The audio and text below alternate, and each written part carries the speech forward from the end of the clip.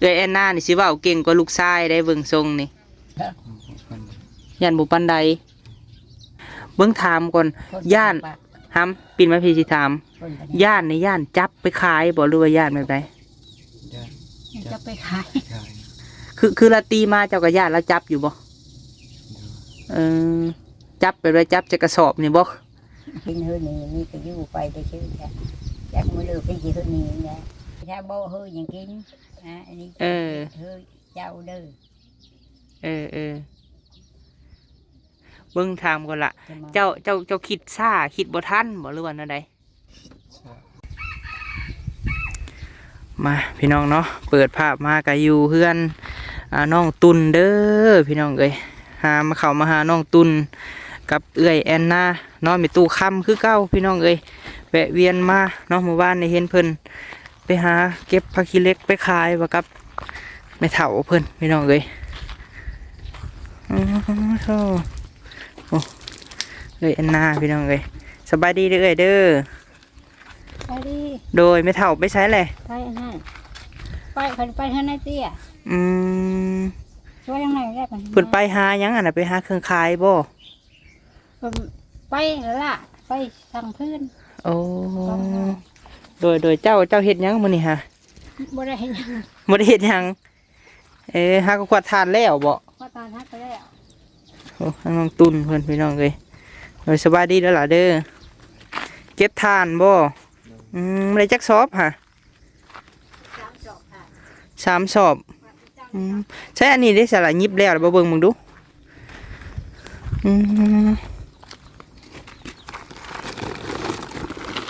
ยังบ่ทันยิบบ่นี่ฮะ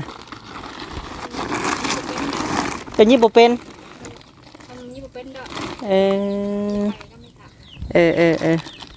กวาดวานนี่บ่นี่ฮะล่ะพอดีเบิดเลยบ่เตานี่นะรวมเบิดนี่ได้จัก10ได้20สอบมื้อนี้ฮู้เนาะมื้อนี้เนาะ อันนี้ขวดแต่เช้ามันฮ้อนแดดปะเข้าห่มปะพี่น้องเอ้ยอยู่2 แม่ลูกมื้อนี้เนาะอันนี้หม้อยังนี่นะเอ้ยหม้อต้มผักขี้เหล็กป้าขึ้นนั่งเทิงผู้ครับพี่น้องเอ้ยเอาซื้อมาฝากเด้อเดี๋ยวเฮ็ดจังได้ก่อนเฮ็ดจังได้เอาก่อนทีแรกนบเอายังบ่ได้กินแม่นบ่มื้อนี้นะยังบ่ได้ขายทานซ้ำแม่นบ่เพิ่นไปแต่เช้าแม่นบ่หาแม่นั่นไม่เท่านะอายับเข้ามานั่งใกล้ๆลูกพี่เอ้ย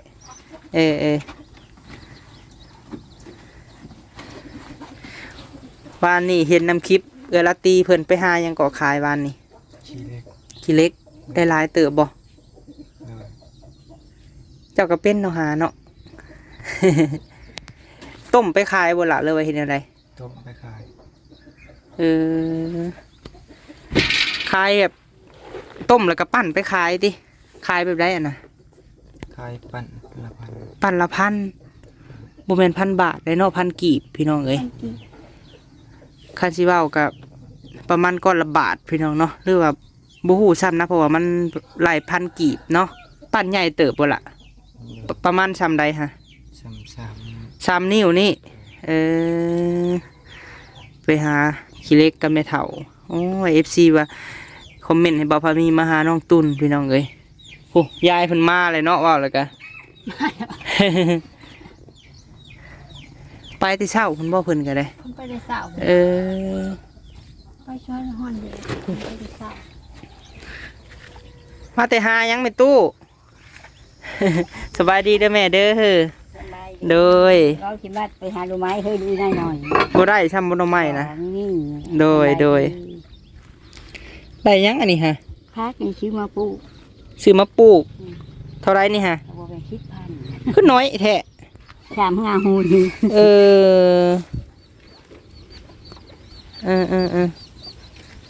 โอ้ยนี่ไม่ว่าว่าสิไปหาไม้ไปแต่เช้าแต่เสียวหากะมาพี่น้องเอ้ยมันฮ้อนทางเมยย่างมาไกลเติบบ่นะฮะ เพิ่นตาชูนถูก อ๋อเนาะทางไปบรรทัดพ่อพี่น้องเอ้ย อยากเพิ่นทางไกลแล้ว ให้แม่เฒ่านั่งน้ำเนาะฮอนแดดลีพี่น้องเอ้ย ฮอนแดดประมาณดอก เอากินน้ำก่อนจังมีแห้งเอาซื้อมาให้ บ่มีเนี่ยมาฝากเนาะแบบนี้คือสิมีแห้งอยู่ มีแห้งดี เป็นขวดทาน ทานกับคัดแล้วแต่ ยังบ่ได้ขายบ่แม่ตู่หรือว่าอะไร ย่างคายแล้วจะคิดชอบ โอ้ ยังคิดชอบ อืมเข้ามาซื้อบ่หรือว่าคุณเจ้าจ้างเขาเพิ่นไปขาย โอ้ยเพิ่นย่างขึ้นไปหาน เขาชื่อเขามาชื่อ ก็ไม่ชื่อก็มีไปหานแต่มีแต่เอง อืมแสดงว่าพังว่าวอ่ะคุณเจ้าก็มีล่อนบ่สุกแป้นบ่เอื้อย นุ่งไป อยู่ไป มีก็นี่ได้โอ้เราร้อยทองมันเอามือเลย เออโลเก่าเจ้าแล้วยังบนเอามา เอาใส่ไปโลดเนาะเพราะว่า ใช้มันนั่นแล้ว เพราะว่าเอื้อยเพิ่นเนี่ยอยู่ทานไปขายในบ้านนี่บ่แม่ ให้น้ำบ้านแล้วมันนี่ ใคร เขาสั่งอะ ไปชงหานใจเองถึง เขาชื่อกับไปช่วยโน่ไปเขา สอบหนึ่งเท่าไรนะเอื้อย เขาขาย37,000 37,000โอ้เราก็ยังหู้เนาะพี่น้องน้องตุนนี่หู้อย่าบ่สอบถึง37,000นี่ อยู่ไปกับลูกติกินข้าวเช้าแล้วบ่หามมื้อนี้ กินแล้วก็ไม่เท่ากินแล้วมันไป กิน ได้ยังกินมื้อ นี่ยังกินแต่คืนนี่เขาเหลามาเฮ้อ เออ มาเขาเหลามาเฮ้อแต่คืนนี่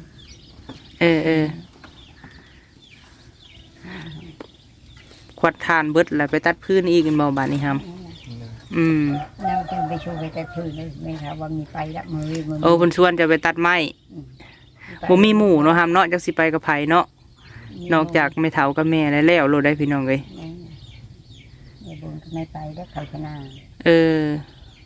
แต่หมู่เป็นหมู่กับเฒ่านางนี่แหละเฒ่าบนใกล้ๆนี่แหละเนาะ ใกล้นี่แล้ว พอบนกับเมื่อพี่น้องกลางคืนคือเฒ่านางค่ะบ่มีทานเพิ่นก็ได้ มือคืนนี่มือชนะ ตั้งแต่มาอยู่นี่นะเพิ่นยังบ่ทันบอกให้ย้ายบ่แม่หรือว่าแนวใด แจ๊กก็กินข้าวอยู่มาเมาเพิ่นที่เฮือนา ได้ยินเขาข่าวๆซื่อๆเนาะ เขาข้าวที่หาย่างอยู่ โดยเพราะว่าอันนี้นะคือคนละเจ้าอันนี้นะแต่คราวนี้ไปเพราะว่าตอนเฮาอยู่ตะกี้เพราะว่าเฮือนเฮาอยู่ในซึ่งนั้น อันนี้นั่น ของสามีหน้าบ่ เลยมาเมานั่นแม่บอกว่าพาทางกันทางตัวนี้นะทางตัวนี้ไปคุณดู โดยยับใกล้ๆดูหำเล่นกล้องอ้ายบ่เห็นเบิด อันจะเฮืองอันนี้ชามินา โดย อันนี้ไปที่ไหนทางอันนี้แหละคือทางอันนี้แหละไปพุ่งนี่คือ แต่บอนเฮือนเฮาตะกี้หลังนั้นน่ะอีกเจ้าหนึงอีกว่าเนาะเพิ่นก็ว่าแบบนี้อะนะ ลานแต่แอะนั่นนั่น บ่เห็นเขาออกลึกถึง ยังบ่มีที่ทางเนาะแม่เนาะเป็นของเจ้าของพี่น้องเอ้ย ยังไม่มีที่ทาง โดย จะเป็นห้องเจ้าของ และเนาะบุญแม่ตู่เพิ่นกันนะพี่น้องเอ้ยโอ้ยพี่น้องเนาะก็อยากให้มีอันผู้ใหญ่ใจดีใจบุญคือตอนนี้ก็ยังบ่มีไปเข้ามาเลยบ่แม่นอกจากลาตรีบ่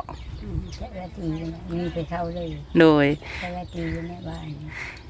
ไปหาหยังเก่าขายบ้านนี่ฮะ เล็กเล็ก ได้จักพันบ้านนี่ฮะแม่ 50,000 50,000 50,000 ต้มผักขี้เหล็กขาย จนคือลูกกายตัวอ่าน ไปหาแล้วก็มาต้มแล้วไปขายบ่ บ่แล้วแม่ค้าเขามาเอา แม่ค้ามาเอาเลยขายดิบเป็นมาเลยบ่แม่ ขายเขาต้มแล้วเขาปั่น ปั่นละพัน โดย เต็มหม้ออันนี้ละหวาน พี่น้องเอ้ยเนาะพี่ก็สิเต็มหม้อนี่บักไก่นี่ 40,000 ตาตานี่ครับเป่า เพื่อมาต้มอีกเนาะฮะ เพื่ คื อน มา มา ต้ ต้ม ม มาน่ะอีก ต้มแล้วก็ชงน้ำชามน้ำ จนจืดเนาะแล้วก็ขาย จืด เงิน50,000พี่น้องเลยเนาะ ผ่านโอ้ยแดดมาแดด ประมาณ ก็พอดีโอ้ บ่ฮอด100ซ้ำพี่น้อง100นึงก็60กว่าพันบ่ฮอด100ซ้ำเนาะ ไม่หอด หาไปคันบ่หาเพิ่นบ่ได้กินเนาะแม่เนาะ แม่มีหามไม่ได้กิน กันอยู่ดีชื่อกันไม่ได้อันชื่อ อาศัยเป็นทำลาน ว่าวอยู่บ่น้ำเจ้าสมุดไปหันไปนี่กะ กะว้าวอยู่ ถ้าถามจังว่าวเนาะ ถ้าบ่ถามคือมิดจิลีอยู่ติเอ้ยแอนนานี่สิเว้าเก่งกว่าลูกชายได้เบิ่งทรงนี่เนาะเอ้ยเนาะ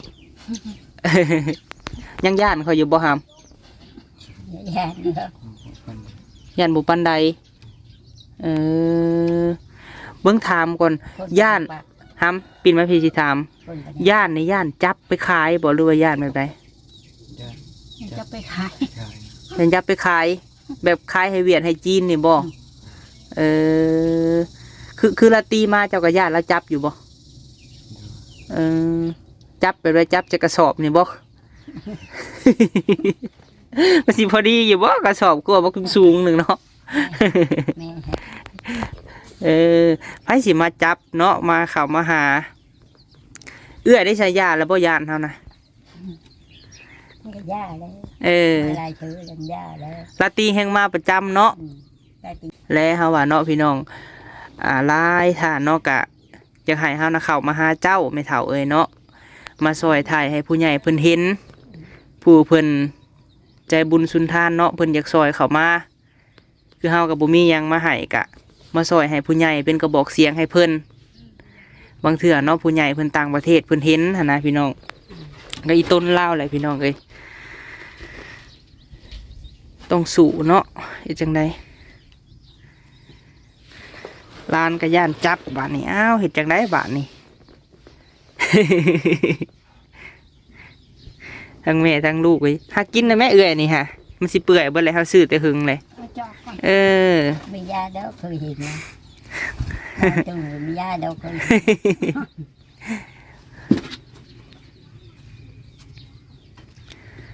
ตอนนี้ไม่เท่าเพิ่นก็ยังบ่ได้รับการช่วยเหลือเนาะพี่น้องได้รับตั้งแต่ข้าวสารเนาะแม่เนาะในอยู่แนวกินพี่น้องเอ้ยผ่านมาก็ได้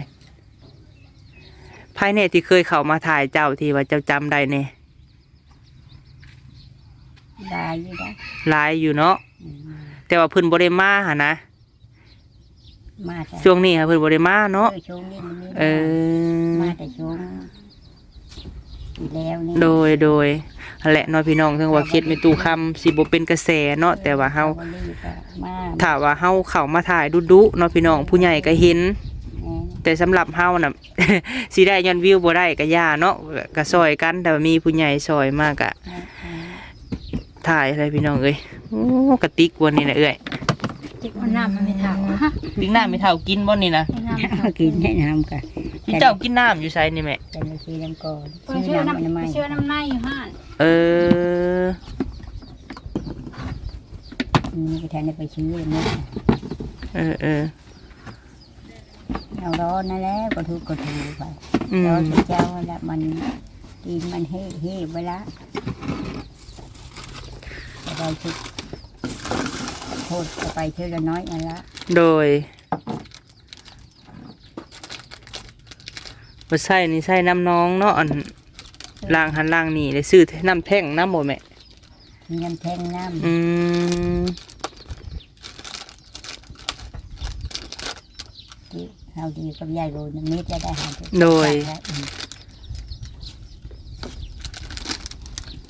น้องชายดิมิดจีรีพี่น้องเอ้ยโอ้เนาะบ่ปากบ่อ้อนำเลยอันนี้ก็ย่าดอกนั่นแม่เนาะเว้ากันเองเลยซุมเฮากันเนาะคนบ่เว้ากันได้ คนหน้าตาคน คนบ่ปากอีหลีพี่น้องเอ้ยล่ะฟังเว้านี่เราบ่ปากกว่าแม่เรายังเว้าอยู่เนาะนู่นนั่นนี่ แม่เราจะว่า เพิ่นเฮียนอนห้องปอหยังก็แม่ พอชอบ ปสองบ่คือว่ามื้อนั้นข่อยเว้าได้ยินมสองบ่หรือว่านั้น ชอบ ปสอง หม้อชองหม้อชองก็ต้องหม้อชองมีดินนะ เขาไปซื้อบ่หำแอนนาเนี่ยบ่ได้เข้าเลยบ่เอ้ย ปอชามปอชาม ไม่เขาเอาปอจาม มีฉันฮอดหม้อดอกปอชาม โอ้ยพี่น้ เรา อง ไป เอ้ย กัน ไม่เท่าเอา ตะกะบาบเนาะ มาไปกรุงเทพไปพิจักทางมาทุกที ไผไปฮะเอื้อยหน้านี่เคยไปกรุงเทพบ่เอื้อย พิจักทางมาทุกทีเดี๋ยวมีจักทางมา เพิ่นไปอยู่แถวใดฮะกรุงเทพนั่นแหละ โอนได้ไม่อยู่เพชรบุรี เพชรบุรีพูไปแต่ยังน้อยพุ่นบ่ บ่นะวันนี้ชิมหานี่หัวหน้าเอาไปจะเก้าหัวหน้าหาเด้ เออ มีเงินหัวหน้าหาเอาไปเดี๋ยวหาคนไป ไปเฮ็ดเวียกหยังฮะเอื้อย ก็เรียกยัง จิวเขาเจ้าให้ดีเฮ็ดง่ายลูกชิ้นทันลูกชิ้น เออ มาก็ถึงมือก็ถึงปืน ไปเฮิงเติบเนาะ ถึงเจอได้เก้าเดิน อืม เรียกร่างหัวร่างซ้ำเขาหัวร่าง มีบัตรมีเบอร์ไปข้างในบ่สมัยบ่มีแล้วเนาะสมัยกี้เนาะ มีแล้ว เออ ไล่บ่ในแม่ไก่นะ ลาไปนะนั่นเด้อ อืมไปแต่14-15ปีไปเฮ็ดงานลูกซีน ไปเงิน45 เออวันนี้จักปีค่ะเพิ่นเริ่มเป็นนั่นนะฮะแม่ ไปมาเนี่ยพอดีได้ปีนึง เออ โชว์เรื่องปิ่น เออ วิวพัดให้เอาถามว่าจะ กินหน่อยไหมหำจะเป็นคือ โอ้ยพี่น้องเอ้ยตากระบาบ แค่มองชุดนี้เขาไม่ออกเพื่อ แซ่บบ่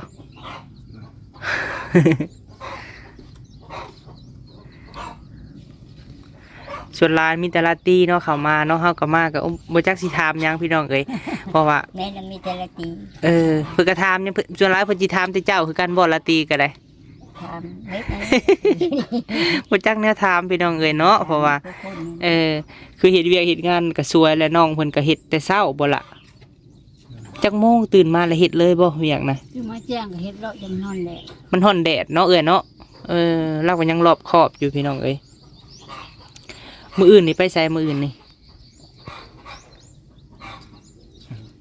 มือไปหาพื้นกองไม้กองทาน หาแม่ยังฮู้กลัวไปหาพื้นแล้วอ่ะ ไปหาพื้นใหม่มากองทาน มันก็รู้เยอะมันมีว่ามัน คิด ดัง คิดซ่าเนาะคิดบ่ทันมื้อนี้ก็ช่วยไม่เท่าไปอยู่ไม่ทำมีไปไม่ได้ เพิ่นว่าแนวใดหะแม่ เราไม่ไปหาพื้นเราไม่มีหมอไม่ทำมือพักผ่อนก่อน โดย ไปเลยจ้ะนี่ครับมีไป เลยหน้านี่บ่เว้าเลยเนาะชวนก็ไปบ่เอื้อย ไป ตีแต่แม่เฒ่าบ่ชวนเนาะชวนก็ไปโลดแม่นบ่ถ้าว่าเฮ็ดเวียกเฮ็ดงานนี่ก็คือสิชวนเองว่าพาแม่เฒ่ากับแม่ไปเนาะอยู่ไปเจ้า วันนี้กินนี่ก็บอกบ่ไม่รู้จังกินบ่แม่หรือว่าแนวใดแต่ละเทื่อนี่ อีนั้น กินหันกินนี่นี่ได้นะอยู่แนวกินนี่ไม่ถ้าโบเฮยยังกินอันนี้เฮยเจ้าเด้อเบิ่งถามก่อนละเจ้าคิดซ่าคิดบ่ทันบ่หรือว่าแนวใดคิดซ่าบัดอันเจ้าว่าเจ้าคิดก่อนแล้วเจ้าจังเว้าเนาะล่ะเนาะโอ้เนาะอันคือคิดก่อนจังเว้าออกมาเนาะล่ะเนาะถ้าว่าไผเบิ่งคลิปเบาพามีเนาะพี่น้องเนาะก็จะเบิ่งคลิปน้องแดงกะค่ายคือกันแรกๆเนาะคือไม่เท่ามีแนวอยู่แนวกินนี่ต้องถ่าให้บอกก่อนเนาะแล้วจังกินมันบ่แม่ว่าอันนี้ของเจ้าเด้อประมาณนี้มันบ่แม่อันนี้เจ้าเองนี่เด้อโดยเจ้าได้ซะเอ้ยอันน่ะเจ้าได้ค่ะหากินเองบ่หรือว่าถ่าให้แม่บอกแน่ หากินเอง หากินเองหากินเองเลย มี FC เพิ่นว่าสิตัดอยู่บ่ผมบ่ตัดบ่แบบว่าให้มันอันนั้นกว่าเก่าหั่นใดให้มันงามกว่าเก่าหั่นใดคือสำนี้เนาะเอาแบบนี้เนาะมีเจ็บแม่จริงๆเขาตัดอีกคนตัดอีก เราหมักซำนี้พี่น้องเอ้ย คนนี้แล้วมันครับมันดีให้มันดีมันก็ ลูกเฮ็ดเวียกแต่เช้าพุ่นมันบ่เอื้อยพี่น้องเอ้ยคนดุคนหมั่นเนาะเอ้ยเนาะเฮ็ดเวียกแต่เช้ามันสวยแล้วมันร้อนบาดนี้สวยแล้วก็ร้อนเลยพี่น้องเอ้ยแดดอบอ้าวสำนักตุนเนาะพากันลุกแต่เช้ากับแม่บ่ล่ะโอ้ยพี่น้องเอ้ยบ่พอมีอีตนเด้คนที่ว่าหนาสนับสนุนหนาช่วยเหลือเนาะพี่น้องเนาะแต่ว่าขาดที่ว่าผู้ใหญ่เพิ่นมองเห็นเราอะไรกันเนาะคือไม่เท่าเพิ่นก็ว่าแหละพี่น้องเอ้ย ต่อไปบ่ฮู้ว่าสิเป็นอะไรเนาะแม่เนาะ แม่ ก็อยู่ไปเอื้อยเฮากะสิเข้ามาถ่ายให้ผู้ใหญ่เพิ่นเห็นให้เพิ่นมองเห็น แม่มันถ่ายไม่ดูเลยพอได้บอลดู โดย ถ่ายเบอร์เห็นพอได้ในดูอยู่กับหลานหากินนี่แหละน้ำมือ โดยเฮากับบ่ฮู้ว่าสิมีผู้ใหญ่เพิ่นซอยมาหรือบ่หั่นนะแม่ แม่ โดยกะได้แต่มาถ่ายให้เบิ่งก็แล้วแต่บุญวาสนาคือเฮาว่าแหละแม่เอ้ย แต่เป็นที่ยืนตรงนี้ แม่นให้เพิ่นเบิ่งนํกันเนาะว่าเฮาแนวใดพี่น้องเอ้ยว่าเป็นแนวใดหั่นนะคือเห็นและเอ้ยแอนนาเพิ่นกับพี่น้องเอ้ยแล้วก็ลูกชายเพิ่นก็คือเฮาเห็นพี่น้องเอ้ยเราก็โอ้ยเนาะคนจบเจืออยู่พี่น้องเอ้ยคนเฮาเลือกเกิดบ่ได้เนาะเอ้ยเนาะแต่ว่าเลือกสิเป็นคนดีนี่ได้พี่น้องคืออย่างเช่นน้องตุนเนาะแล้วก็เอ้ยแอนนานี่เพิ่น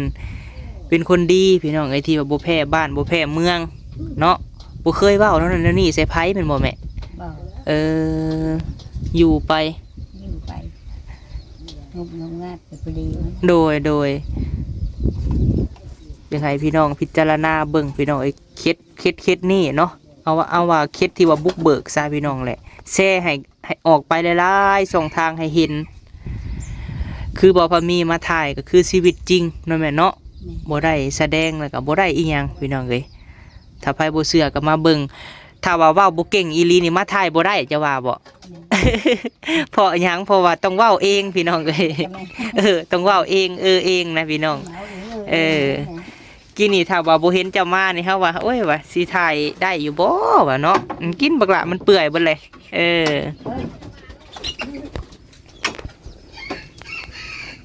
มีอยู่นะใจขี้ใจมีไปชูไม่เท่าเชื่ออยู่เชื่อก็ได้ดอก อุกอังยันบ่มีบนอยู่บนเช้าบ่แม่ ปุ๊บอ้างเลยยันมีวันอยู่วันเช้าแต่เธอเพิ่นเฮอนี่มีก็อยู่ไปได้ชื่อจ้ะจากมือเลือไปยี่เฮอนี่นะ โดยก็เฮาก็คิดนำอยู่เนาะแม่เนาะให้ว่าจังไดพี่น้องเอ้ย อยู่ไปชาม มันจะอยู่ตรงกลางแต่จะทุก อันว่าแบบมีครอบมีครัวเพิ่นยังว่าใครเอ้ยอันน่าเนาะยังว่ามีคนดูแลยังว่าเนาะ แม่ อันนี้ก็ซ้ำเว้าก็เว้าแล้วกันเนาะพี่น้องคิดรวมๆแล้วก็ซ้ำไม่เท่าคำตอนนี้เป็นเสาหลักเนาะ แม่ เป็นเสาหลักของให้ลูกว่าสิซะพี่น้องเอ้ยทีแรกก็คิดว่าลูกสิเป็นเสาหลักให้แต่ว่าคือเฮาเห็นเนาะพี่น้องเนาะทางร้านแล้วก็เอ้ยแอนนาเพิ่นก็แบบนี้พี่น้องเอ้ยซ้ำมาไม่เท่าคำนี่เป็นเสาหลักของครอบครัวพี่น้องเอ้ย ทำมากนี้ โดย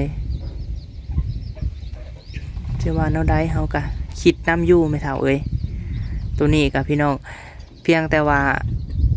คือเนาะพี่น้องเนาะเพิ่นครอบครัวของเพิ่นนี่แบบสิบ่มักขอนู่นนั่นนี่เนาะแม่เนาะ รอ คือเฮาก็อยู่ไปเนาะถ้าว่าผู้ใหญ่เพิ่นสงสารเพิ่นก็เพิ่นมองเห็นเฮาเนาะ แม่ แต่บ่พอมีเข้ามาเลยก็หลายช่องเนาะพี่น้องที่เคยเข้ามาถ่ายเราบ่เคยว่าได้ยินเราขอนู่นนั่นนี่เนาะ บ่ไม่ขอไว้ในเตา โดย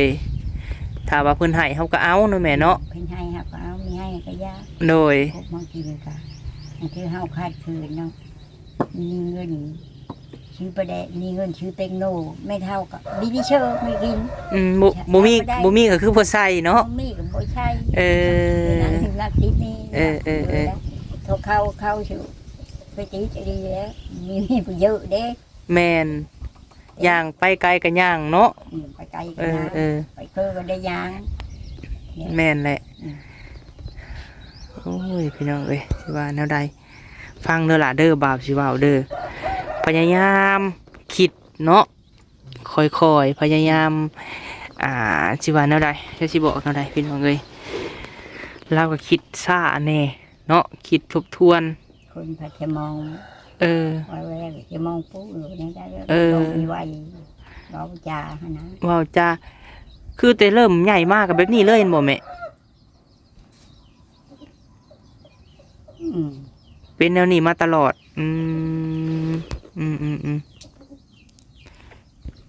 บ่กองอันนั้นไปเจออยู่กองมันเข้าหงเองนะ เป็นบางเป็นช่วงใดช่วงหนึ่งนี่แม่นบ่ เป็นได้ลงนึงนะ แต่ยังน้อยเกินก็ยังบ่ได้เป็นฟังเว้าเนาะ ไม่ได้เป็นนะ คือแต่เกิดมาใหญ่มากอะบ่ได้เป็นพี่น้องไอ้ข้ามาเป็นที่ว่าช่วงใดช่วงหนึ่งอะนะช่วงที่ว่าบ่ได้อยู่กับแม่เนาะบ่ได้อยู่กับแม่เฒ่าบ่ได้อยู่กับแม่เว้าก็ขาดความอบอุ่นพี่น้องไอ้น้องเพิ่นก็ได้อยากให้ทุกท่านนี่โฟกัสแต่น้องเพิ่นนี่แหละนำพี่น้องเอ้ยอยากให้อีดูสงสารเพิ่น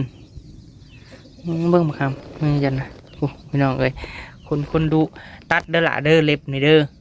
มีอยู่บ่แนวตัดนะแม่ นี่ เออ มันจะเป็นนี่ ตัดแล้วว่าเสือโลกมันเข้าในมือเนาะเอ้ยอันนาแป้งก็มีอยู่บ่แนวคัดมือคัดหยัง ไม่มีเลยนี่ ยาสระผมก็บ่มีบ่เอ้ย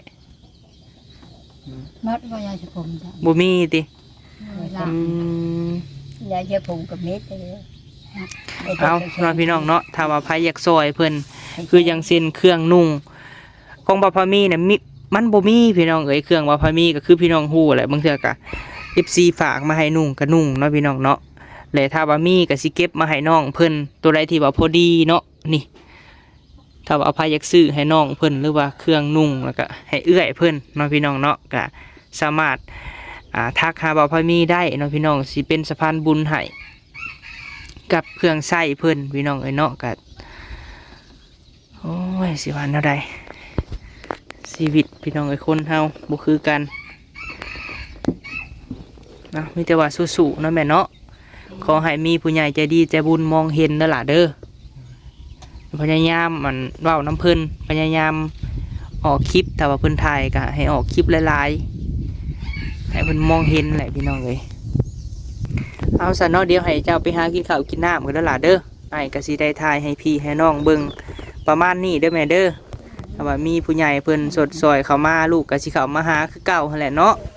โดยสบายดีเด้อแม่เด้อโดยสบายดีเอื้อยสบายดีเด้อล่ะเด้อโดยเอาอยู่ดีมีแห้งเนาะกินได้ล่ะเอ้ยมันสิเปื่อยเบิด โอ้ยพี่น้องเอ้ยมานั่งเว้าผู้เดียวเนาะ30 นาทีบ่พอมีก็ได้เฮ็ดจังไดเพิ่นบ่มักเพิ่นบ่ปากอะไรพี่น้องเอ้ยเว้าแล้วก็ได้ลาวเป็นแบบนี้พี่น้องเอ้ยจักสิว่าแนวใดถ้าว่าบ่พอมีคิดว่าเนาะซอยเหลือผู้ที่เพิ่นขาดเคินแบบนี้นะพี่น้องเนาะเพิ่นที่ว่าด้อยโอกาสและเพิ่นที่ว่าขาดความอบอุ่นนี่คือสิได้บุญหลายบ่พอมีว่าพี่น้องเอ้ยอยากให้ FC ทุกท่านเนาะมองเห็นเพิ่นพี่น้องเอ้ยที่แรกเนาะคิดว่าลูกหลานสิเป็นเสาหลักให้แม่ตู้พี่น้องเอ้ยแต่สุดท้ายแม่ตู้ก็เป็นเสาหลักให้ลูกหลานเพราะว่าคือเฮาเห็นเนาะพี่น้องเนาะให้ภาพบรรยายแล้วก็ให้บ่แม่นสร้างคอนเทนต์และบ่แม่นสร้างกระแสเนาะพี่น้องเนาะก็คือชีวิตจริงของคนเป็นๆนี่แหละพี่น้องเอ้ยถ่ายให้เบิ่งว่าเป็นแนวใดให้พิจารณาเบิ่งว่าอาการหรือว่าเพิ่นเป็นแนวใดพี่น้องเอ้ยเนาะบ่พอมีก็บ่อยากเว้าหลายเกินไปพี่น้องเอ้ยให้พิจารณาเบิ่งถ้าว่ามีพ่อแม่พี่น้องเนาะ อยากซอยเรือเพิ่นเข้ามาพี่น้องเอ้ยนู่นนั่นนี่อยากให้เบาพามีนี่เป็นสะพานบุญให้เนาะก็สามารถติดต่อมาเด้อพี่น้องส่วนว่า ID Line และ Facebook เบาพามีนี่ขึ้นไว้ในหน้าจอเริ่มแรกเลยพี่น้องเนาะสแกนเอาก็ได้ ID Line นะพี่น้องเอ้ย